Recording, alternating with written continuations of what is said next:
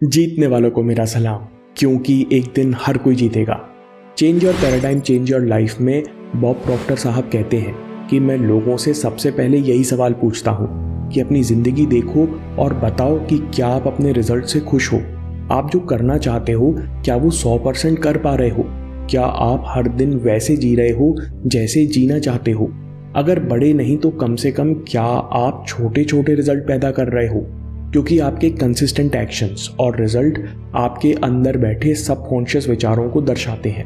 अगर हम अपनी लाइफ को ध्यान से देखें तो हम एक ही हरकत, एक ही तरह का बिहेवियर पैटर्न बार बार दोहराते रहते हैं और ये योयो इफेक्ट की रिसर्च से भी साबित होता है।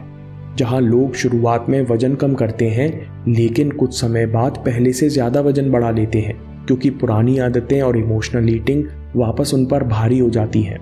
वैसे ही आप कोशिश करते हो नई आदत डालने की, लेकिन 2-3 दिन बाद ही फिर पुरानी आदतें आप पर हावी होने लगती हैं।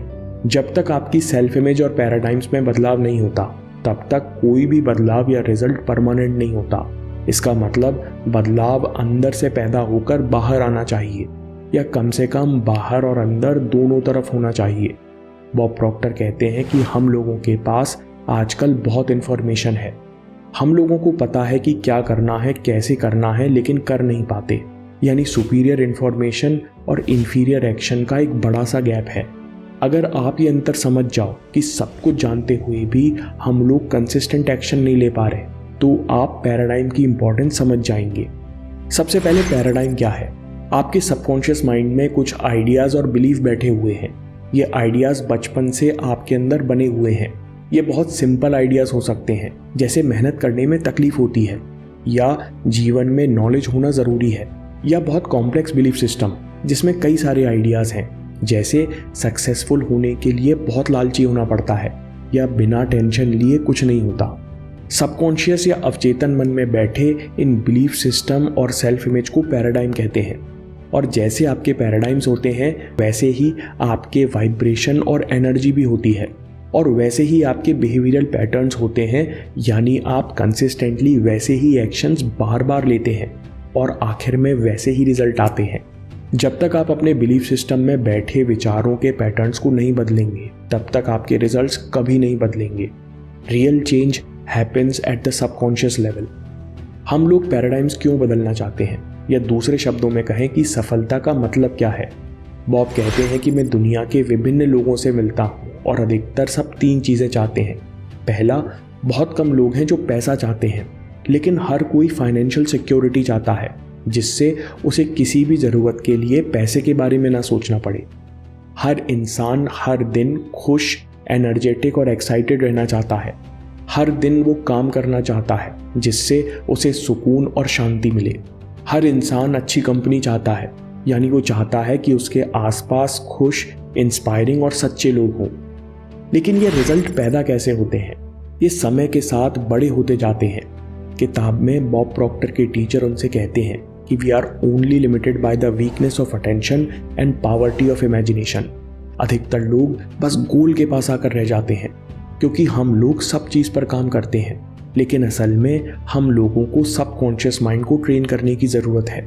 और ऐसा करने के लिए आपको अपने प्रोसेस पर फोकस्ड रहना पड़ेगा और उपाय खोजने के लिए अपनी इमेजिनेशन पर काम करना पड़ेगा। सबसे पहली चीज़ मेरे टीचर ने मुझसे पूछी कि बॉब तुम क्या करना चाहते हो?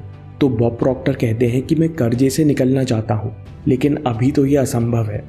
उनके टीचर कहते हैं कि यही कारण है कि तुम अभी तक कर्जे में डूबे हुए हो, क्योंकि तुम लगातार उन कारणों को देख रहे हो जिनके कारण तुम कर्जा नहीं चुका सकते।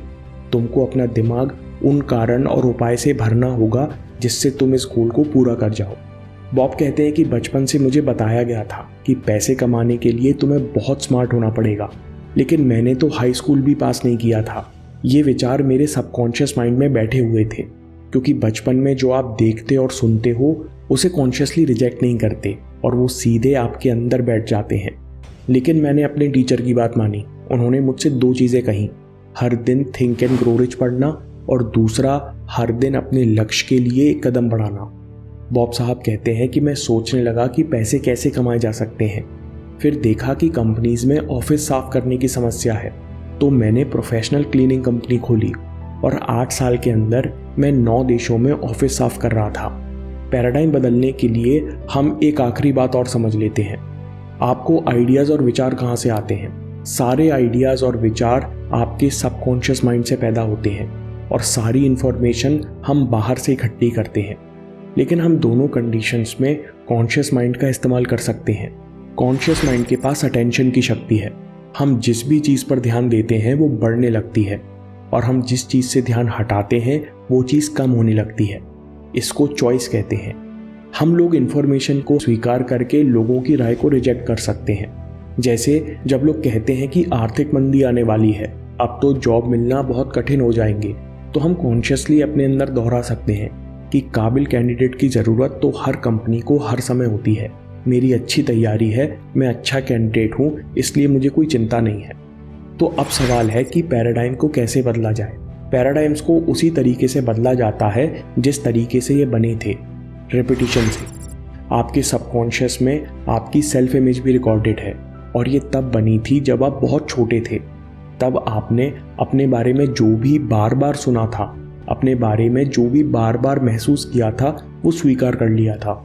लेकिन अब आप कॉन्शियसली नए बिलीफ चुन सकते हो और उन्हें तरह तरह से दोहरा सकते हो।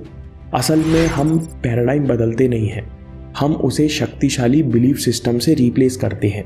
नहीं तो पुराने बिलीफ सिस्टम बार बार प्रकट होते रहेंगे। इसलिए पैराडाइम बदलने के लिए सबसे पहला कदम है कि आप तय करो कि किस तरह की हैबिट्स आप अपने अंदर पैदा करना चाहेंगे और उस हैबिट के पीछे क्या बिलीफ सिस्टम होना चाहिए, और उस बिलीफ सिस्टम को विभिन्न तरीकों से बार बार रिपीट करो जब तक वो आपके अंदर पक्के ना हो जाएं। जैसे मैं काम के बीच में बोर और डिस्ट्रैक्ट होने की आदत छोड़ना चाहता हूँ, यानी मैं लंबे समय तक काम में मन लगाए रखना चाहता हूँ, तो मुझे इस आदत के पीछे क्या बिलीफ सिस्टम बनाना पड़ेगा कि जितना भी मज़ा चाहिए वो सब करने में है। क्योंकि प्रोसेस में ध्यान लगाने से मन शांत होता है और मन शांत होने से मज़ा अपने आप प्रकट होता है। इसे एक लाइन में कहें तो सारा मज़ा अपने अंदर छिपा है। जैसे जैसे ये बात अंदर बैठती जाएगी, जैसे जैसे हम इसे असली में महसूस करेंगे, तो अपने आप एक जगह मन लगा रहेगा। अगला स्टेप है रिपीटेशन ऑफ इन्फॉर्मेशन। इस बिलीफ को अफर्मेशन बनाकर बार बार दोहराएंगे। जैसे मैं बहुत आनंदित और आभारी हूँ कि मैं हर कार्य में पूरी तरह फोकस्ड रहता हूँ और ऐसा करने में मुझे बहुत एनर्जी और खुशी महसूस होती है। इसके अलावा जो भी एक्शन आप अपनी नई हैबिट्स के लिए लेते हो, वो सब आपको मदद करते हैं।